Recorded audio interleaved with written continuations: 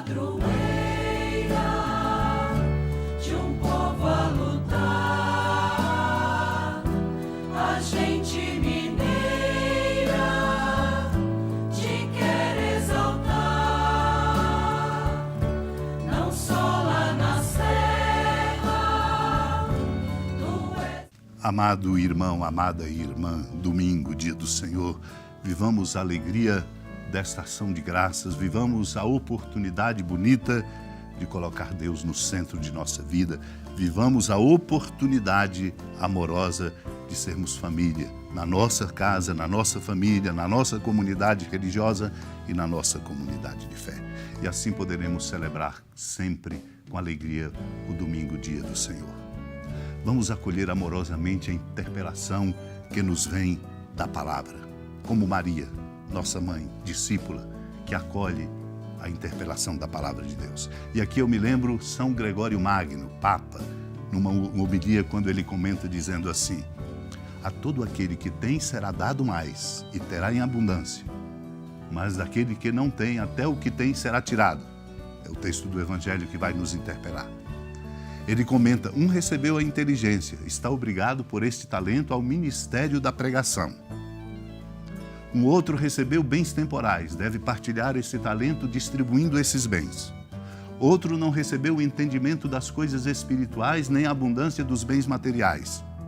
Aprendeu, no entanto, o ofício que o sustenta, e seu ofício equivale a um talento que tenha recebido. Um outro, diz São Gregório Magno, nada recebeu de tudo isso, mas terá conquistado a amizade de um rico, recebeu como talento essa amizade. Se, portanto, não fala em favor dos indigentes, será condenado por ter retido o seu talento. Eis que se aproxima o momento em que voltará o que partiu em viagem. Partiu como em viagem quando saiu da terra em que nasceu a fim de ir para longe, mas voltará em breve para pedir conta dos talentos. E se como que paralisados nos abstemos das boas obras, ele nos julgará com rigor quanto aos próprios dons que nos fez. Naquele tempo, Jesus contou esta parábola a seus discípulos. Um homem ia viajar para o estrangeiro. Chamou seus empregados e lhes entregou seus bens. A um deu 5 talentos, a outro deu 2 e ao terceiro 1, a cada qual de acordo com a sua capacidade. E em seguida viajou. O empregado que havia recebido 5 talentos saiu logo, trabalhou com eles e lucrou outros 5. Do mesmo modo, o que havia recebido 2 lucrou outros 2. Mas aquele que havia recebido 1 só saiu, cavou um buraco na terra e escondeu o dinheiro do seu patrão. Depois de muito tempo, o patrão voltou e foi acertar contas com os empregados. O empregado que havia recebido 5 talentos entregou-lhe mais 5, dizendo: Senhor, tu me entregaste 5 talentos. Aqui estão mais 5 que lucrei. O patrão lhe disse: muito bem, servo bom e fiel, como foste fiel na administração de tão pouco, eu te confiarei muito mais. Vem participar da minha alegria.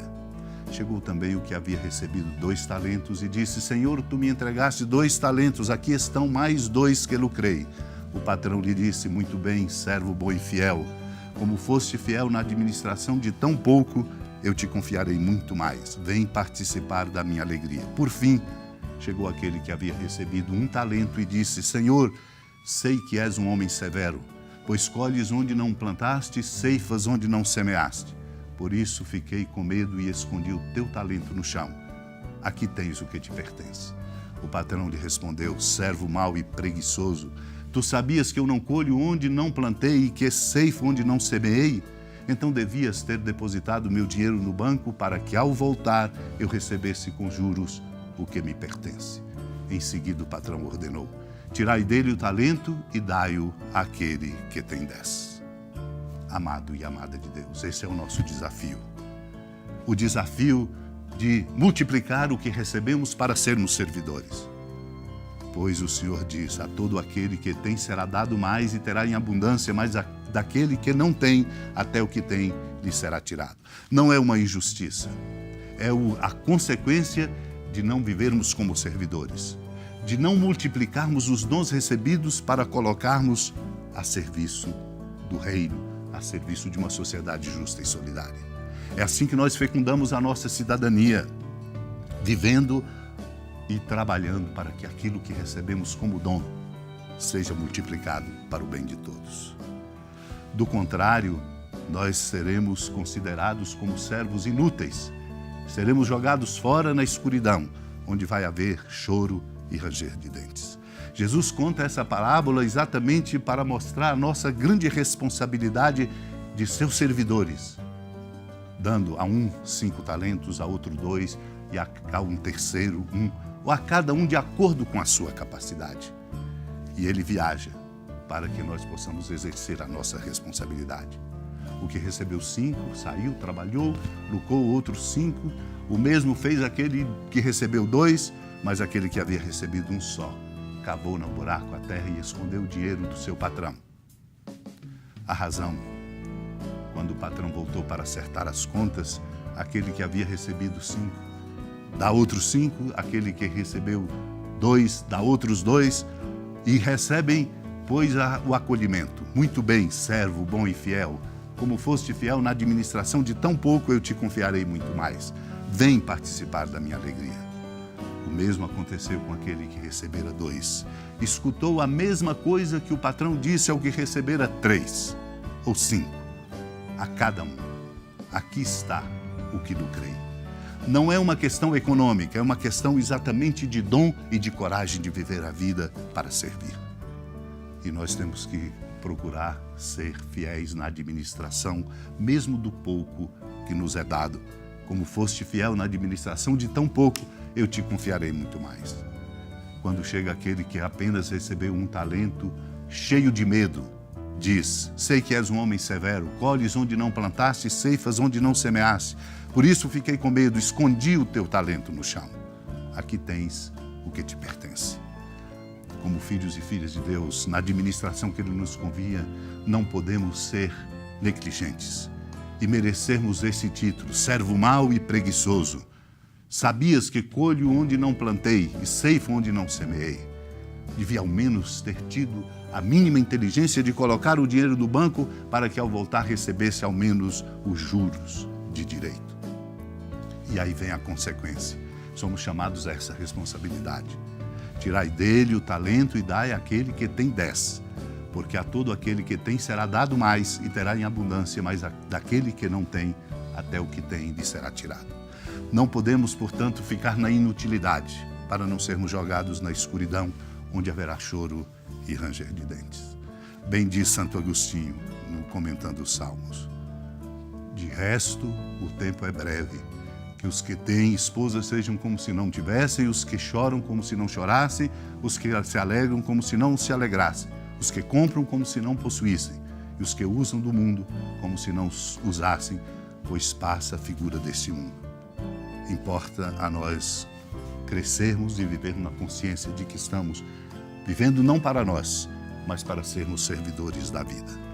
Peçamos essa graça, porque temos uma enorme responsabilidade e urgente de reconstruir a nossa sociedade nos trilhos do bem e do amor, da verdade e da justiça. Supliquemos a Deus essa graça. Senhora da piedade, Mãe Virgem do Cristo Deus. Lembrai-vos, ó piedosíssima Virgem Maria, que nunca se ouviu dizer que alguém daqueles que, tendo recorrido à vossa proteção, implorado a vossa assistência e reclamado o vosso socorro, tenha sido por vós desamparado. Animado com igual confiança, a vós recorro, ó Virgem das Virgens, e gemendo sob o peso dos meus pecados, me prostro a vossos pés. Não desprezeis as minhas súplicas, ó Mãe do Verbo encarnado, mas dignai-vos de as ouvir propícia e de me alcançar o que vos peço. Amém. Feliz padroeira de um povo a lutar, a gente mineira te quer exaltar, não só lá na serra, tu és esplendor de toda esta terra, também